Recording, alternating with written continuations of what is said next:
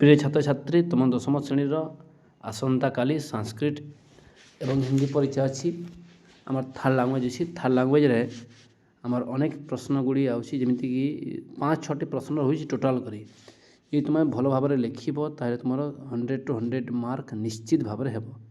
तेणु तुम किसी प्रश्न मु कहीदे लंग क्वेश्चन केवल लंग क्वेश्चन ताको तुम बुझीक मन पकई घुषिक पढ़ी जीव प्रस्तुत हो जहाँद्वारा तुम इयर बाय इयर मुझे कहूँ तुम प्रत्येक वर्ष जो प्रश्न आसाला गत 5-6 वर्षर किसी प्रश्न देउची से प्रश्न गुड़ तुम प्रस्तुत हो तो आम 2019 क्यों प्रश्न आसता देखी ना 2019 लंग क्वेश्चन तुम लंग क्वेश्चन 4टा आउची कि 4टा 4टा तो सहित तुमको तुम मानू 1 2 3 4 यानी 8टार 4टा कहवाक हेब।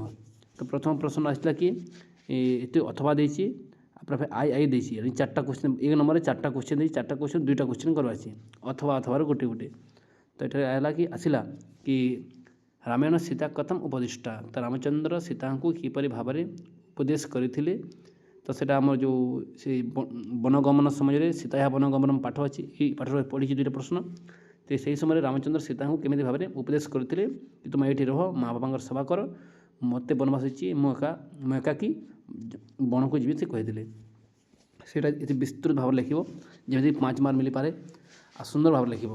परवर्ती तुम वेपमान सीता कीदृशम पतिम अपश्यत तो वेपमान सीता दुखित भाव से सीता रामचंद्र को किपरि भाव देखी ये प्रश्न उत्तर तुम लिख ये 5 मार्क रहे 2टा लिख मतलब कि 2 गोटे परवर्ती जो तल आसे आई कन्फ्यूज हे नहीं 1 नंबर रामायण सीता कथम उपदिष्ट यहाँ लिख कि वेपमान सीता कीदृशम पतिम अपश्यत ये 2टार गोटे लिख। परवर्ती आम क्वेश्चन जो 2टा अच्छी से क्वेश्चन हूँ यक्ष युष्टिर संवादर पुरुष राष्ट्र श्राद्ध यज्ञा कथम व्रता भवन्ति अथवा संसारे कह मोदते 2टा क्वेश्चन गोटे क्वेश्चन तुम समाधान कर लिख विस्तृत भाव लिख जी टी बड़ कर लिखिले आ सुंदर कर लिखिले भल हे बहुत संक्षिप्त लिखनी 5 मार्क क्वेश्चन जेहेतु तुम 2 लाइन 3 लाइन कि 4 लाइन लिखिदेवनी 5 ରୁ 6-7 लाइन खंडे सुंदर भाव लिख। तो संसार किए आनंद रहती यहाँ संसार कह मुदती बेले संसार किए आनंद रही था पुरुष राष्ट्र श्राद्ध यज्ञ किपरि भाव में मृत हुआ नहीं अर्थात किपरि भाव में मृत हो जाती तो सीटा आम तुम लिखिपार। परवर्ती आमर आसला उपमन्यु कथम दृष्टिहीन सन कुबे अपतत से उपमन्युटी जो गाई चलाऊला आश्रमर धम्य ऋषिंकर से किपरि भाव से तार नेत्रटा चलीगला आणिकी से अंध होगले अंध हो कुआँ पड़गले किपरि भाव में पड़े तुम लिख जलचराणम रक्षार्थम बक कम उपाय उक्तवान यहाँ से पूर्व 2019 था बर्तमान ये वर्ष आसना ये पाठ ना। परवर्ती रामकृष्ण मिशन माध्यमेन किम भवती तो रामकृष्ण मिशन जो अच्छी गोटे संस्था अच्छी से संस्था द्वारा कि कार्य करा जाए तापर रक्षाकरणक से किम महत्व अस्ति ये तुम प्रति वर्ष पढ़ी तुम जान कि रक्षाकरणकर से मणिबंध रक्षाकरणक बोले ओडिया कौन हे मणिबंध से मणिबंधर कि महत्व थिला तार उपयोगिता केमी कर तार महत्वटा कौन थी विशेषकर तुम लिख।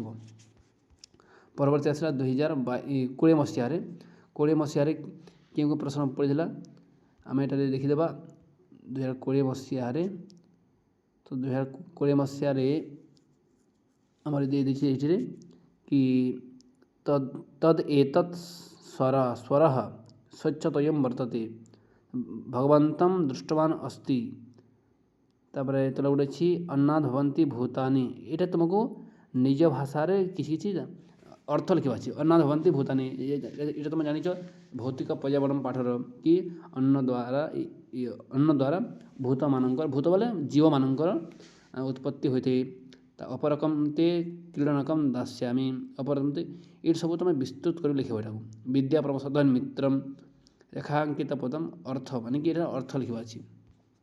परवर्ती आम 2020 मसीहा जावा 2020 मसीह प्रश्न कौन अच्छी कि केन भावेन अंध उपमन्यु चक्षुर्द्वयं प्राप्तवान किपरि भाव में से उपमन्युटी तार आखि 2टा से प्राप्त कले से कुआँ पड़ी पूर्व वर्ष आसाला कि किपरि भाव कुआँ से कूपर पड़े परवर्ती वर्ष कौन पड़ा कि से कुआँ पड़ला से 2टी जो खराब होता से किपरि भाव से 2टी आखि को से पाइले। ପରବର୍ତ୍ତୀ କଥମ ପୃଥିବ୍ୟାଃ ସଂରକ୍ଷଣ କର୍ତ୍ତବ୍ୟମ୍, ଆମେ ଏହି ପୃଥିବୀର ସଂରକ୍ଷଣ ତାର ରକ୍ଷା କିପରି ଭାବରେ କରିବା ଏଇଟା ଲେଖିବ।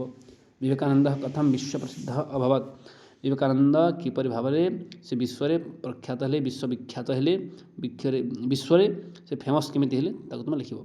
କଦା ତାପସୀ ରାଜାନମ୍ ସାହାଯ୍ୟମ୍ ପ୍ରାର୍ଥିତବତୀ, କେତେବେଳେ କେଉଁ ସମୟରେ ସେ ତାପସୀଟା ରାଜାଙ୍କର ସାହାଯ୍ୟ ପାଇଁ ପ୍ରାର୍ଥନା କରିଥିଲେ ରାଜାଙ୍କୁ, ଏଇଟା ତୁମେ ଲେଖିବ ଓଡ଼ିଆରେ ଅର୍ଥ ହେଲା। ପରବର୍ତ୍ତୀ ବିଲପନ୍ତି ସୀତାମ୍ 2 ନମ୍ବର, ବିଲପନ୍ତି ସୀତାମ୍ ରଘୁନନ୍ଦନ କିମ୍ ପ୍ରବାଚ, ସେହି ଦୁଃଖିତା ସୀତା ରାଘବଙ୍କୁ ରାମଚନ୍ଦ୍ରଙ୍କୁ କ'ଣ କହିଥିଲେ। ପରବର୍ତ୍ତୀ ପ୍ରଶ୍ନ ସେଥିରେ ହିଁ ଅଥବାରେ ଅଛି କଥମ ଦୁଃଖତରମ୍ ବନମ୍, କି ଦୁଃଖ ଆଣିକି ସେ ଜଙ୍ଗଲଟା ବଣଟା କିପରି ଭାବରେ ଦୁଃଖଦାୟକ ଅଟେ, ଦୁଃଖକର ଅଟେ, ଏଇଟା ତୁମେ ଲେଖିପାରିବ। ସେ କହିଥିଲେ ନା ରାମଚନ୍ଦ୍ର ସେଠାରେ କି ସେଠାରେ ଅନେକ ପ୍ରକାର ହିଂସ୍ର ଜନ୍ତୁ ଅଛନ୍ତି, ଅନେକ ପ୍ରକାର ସାପ ଅଛନ୍ତି, ଅନେକ ପ୍ରକାର ତୁମର କି ଅସୁର ଅଛନ୍ତି, ଏମିତି ଭାବରେ ସେ ତାଙ୍କୁ କହିଥିଲେ। କଥମ ମହାଜନ ଇଏନ ଗତଃ ସପନ୍ଥା, ସେ ମହାଜନମାନଙ୍କର ସାଙ୍ଗରେ ଯିବା ଅଥବା ପନ୍ଥା କହ, ମାନେ କେଉଁ ପନ୍ଥାଟା ସବୁଠାରୁ ଶ୍ରେଷ୍ଠ ମାର୍ଗ ହେ।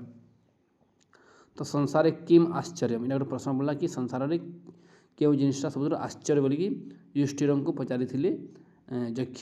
ତ ସେ ଉତ୍ତର ଦେଇ କହିଥିଲେ ତୁମେ ଜାଣିଛ କି ଅହନ୍ୟାନି ଭୂତାନି ଗଚ୍ଛନ୍ତି ୟମ ମନ୍ଦିରମ୍ ଶେଷାତ୍ ସ୍ଥାବରମ୍ ଇଚ୍ଛନ୍ତି କିମ୍ ଆଶ୍ଚର୍ଯ୍ୟମ୍ ଅତଃ ପରମ୍। ତ ସେ କହିଦେଲେ ଏହି ସଂସାରରେ ଦିନ ପ୍ରତିଦିନ ଲୋକମାନେ ମୃତ୍ୟୁବରଣ କରୁଛନ୍ତି, ଆସୁଛନ୍ତି, ଯାଉଛନ୍ତି, ତଥାପି ଲୋକମାନେ ଭାବୁଛନ୍ତି କି ଆମେ ସବୁଦିନ ପାଇଁ ବଞ୍ଚିତ ରହିଥିବୁ ଏହି କଥାଠାରୁ ଆଉ କୌଣସି କଥା ଆଶ୍ଚର୍ଯ୍ୟ ଅଛି କି ବୋଲି ସେ କହିଥିଲେ। ତାପରେ ବହିରେ ଦେଖି ଲେଖିଦେବ ଭଲ ଭାବରେ, ସୁନ୍ଦର ଭାବରେ। ପ୍ରିୟ ଛାତ୍ରଛାତ୍ରୀ, ବର୍ତ୍ତମାନ ଆମେ 2024ର କିଛି ପ୍ରଶ୍ନ ଦେଖିନେବା। ଏଇଠି ଅଛି ନିର୍ମଲେନ ଜଲେନ କିମ୍ ଭବତି, ନିର୍ମଳ ଜଳ ଦ୍ୱାରା କ'ଣ ହୁଏ, ଏଇଟା ଗୋଟେ ପ୍ରଶ୍ନ ଅଛି। ତାପରେ ରାମକୃଷ୍ଣ ମିଶନ ମାଧ୍ୟମରେ କିମ୍ ଭବତି, ରାମକୃଷ୍ଣ ମିଶନ ଦ୍ୱାରା ତାଙ୍କ ମାଧ୍ୟମରେ କ'ଣ କ'ଣ କାର୍ଯ୍ୟ କରାଯାଏ ଏଇଟା ଅଛି। ପରବର୍ତ୍ତୀ କଥମ ଶୃଗାଳ ଶିଶୁମ୍ ସ୍ୱଜାତ୍ୟା ମିଳିତ, ସେ ଯେଉଁ ସିଂହ ଶୃଗାଳ ଶିଶୁ କଥାର ପାଠ ଏଇଟା ପ୍ରଶ୍ନ ପଡ଼ିଛି କି କେମିତି ଭାବରେ ସେହି ଶୃଗାଳ ଶିଶୁଟି ନିଜର ଜାତିରେ ଯାଇକି ମିଶିଲା, ସେ ପୁରା ତାର ଉତ୍ତର ଲେଖିବ ହେବ। ତା ପରବର୍ତ୍ତୀ ଉପମନ୍ୟୁମ୍ ଉପାଧ୍ୟାୟ ପ୍ରୀତ୍ୟା କିମ୍ ଅବଦତ୍, ଉପମନ୍ୟୁ ଉପାଧ୍ୟାୟଙ୍କୁ ପ୍ରୀତି ହୋଇ ସେ କ'ଣ କହିଥିଲେ, ଏଇଟା ପ୍ରଶ୍ନ ଅଛି। ତା ପରବର୍ତ୍ତୀ 2024ର ସି ସେଟ୍ଟା ଆମେ ଦେଖିଦେବା କି ଗର୍ଦ୍ଦଭସ୍ୟ ଶିର ବିଷୟ ଶୃଗାଳଃ ସିଂହଂ କିମ୍ ଅବଦତ୍, ମାନେ ଗର୍ଦ୍ଦଭର ତାଙ୍କ ମୁଣ୍ଡ ବିଷୟରେ, ଶିର ବିଷୟରେ ଶୃଗାଳ ସିଂହକୁ କ'ଣ କହିଥିଲା। ତାପରେ ଯୁଷ୍ଟିରସ୍ୟ ମତେନ ବାର୍ତ୍ତା କା ବାର୍ତ୍ତା କାଚ ବାର୍ତ୍ତିକା, ସେ ଥିଲା ନା ପ୍ରଶ୍ନ ଥିଲା, କହ ପନ୍ଥା କାଚ ବାର୍ତ୍ତିକା କହ ସମାଚାର, ଥିଲା ନା ଏଇଟା। ତ ସେ ପ୍ରଶ୍ନର ଉତ୍ତରଟି ପ୍ରଶ୍ନ ଲେଖିବ, ତା ଉତ୍ତର ଲେଖିବ କି ବାର୍ତ୍ତା କ'ଣ, ସମାଚାର କ'ଣ। ତ ତାପରେ ସଂସାରରେ କହ ମଦତେ, ପୁଣି ପିଲା ବାରମ୍ବାର ପଡ଼ିଛି ଏଇଟା କି ଏହି ସଂସାରରେ କିଏ ଆନନ୍ଦରେ ଅଛନ୍ତି, ଏ ପ୍ରଶ୍ନ ବାରମ୍ବାର ପଡ଼ିଛି। ତାପରେ ଲାଷ୍ଟ କ୍ୱେଶ୍ଚନ୍ କଥମ ଦୁଃଖତରମ୍ ବନମ୍, ପୁଣି ଏଇଟା ସୀତା ଏହା ବନଗମନ ପାଠ ପଡ଼ୁଛି କି ବନଟା କିପରି ଭାବରେ ଦୁଃଖଦାୟକ ଅଟେ। ରାମାୟଣ ସୀତା କଥମ ଉପଦିଷ୍ଟା, ତାପରେ ରାମଚନ୍ଦ୍ର ସୀତାଙ୍କୁ କିପରି ଭାବରେ ତାଙ୍କୁ ଉପଦେଶ କରିଥିଲେ, ବୁଝାଇଥିଲେ, ଏ ପ୍ରଶ୍ନ ହେଲା ତୁମର ଲାଷ୍ଟ ପ୍ରଶ୍ନ। ତ ଆମେ ଏଇଟା କିଛି ବର୍ଷ ପୂର୍ବଟା ଯେଉଁ ପ୍ରଶ୍ନମାନେ କ୍ୱେଶ୍ଚନ୍ ପଡ଼ିଛି ସେ ପ୍ରଶ୍ନମାନଙ୍କୁ ମୁଁ ତୁମ ପାଖରେ ରଖିଛି। ତୁମମାନେ ଏହି ପ୍ରଶ୍ନକୁ ଯେଉଁ ପ୍ରସ୍ତୁତ ହେଇକି ଯିବ, ନିଶ୍ଚିତ ଭାବରେ ଏ ଯେଉଁ ଆମର ସଂସାରରେ କହ ମଦତେ, ଏ ପ୍ରଶ୍ନଟା ବାରମ୍ବାର ପଡ଼ୁଛି। ଏ ପ୍ରଶ୍ନକୁ ନିଶ୍ଚିତ ଭାବରେ ତୁମେ ଟିକେ ପଢ଼ିକି ଯିବ, ବୁଝିକି ଯିବ। ଆଉ ଯେତେ ପ୍ରଶ୍ନ ଅଛି ସେ ପ୍ରଶ୍ନମାନେ ଯଦି ବୁଝିକି ଯିବ ତାହେଲେ ନିଶ୍ଚିତ ଭାବରେ ତୁମର ଏଇ 20 ମାର୍କ ଆରାମସେ ତୁମେ ଲେଖିପାରିବ। ତ ସବଜେକ୍ଟିଭ୍ ଆମର ଯେଉଁ ଲଙ୍ଗ୍ କ୍ୱେଶ୍ଚନ୍ ଏଇ 8ଟା ପଡ଼ିବ, 8ରୁ 4ଟା ତୁମେ ନିଶ୍ଚିତ ଭାବରେ କରିକି ଆସିବ। ଠିକ୍ ଅଛି।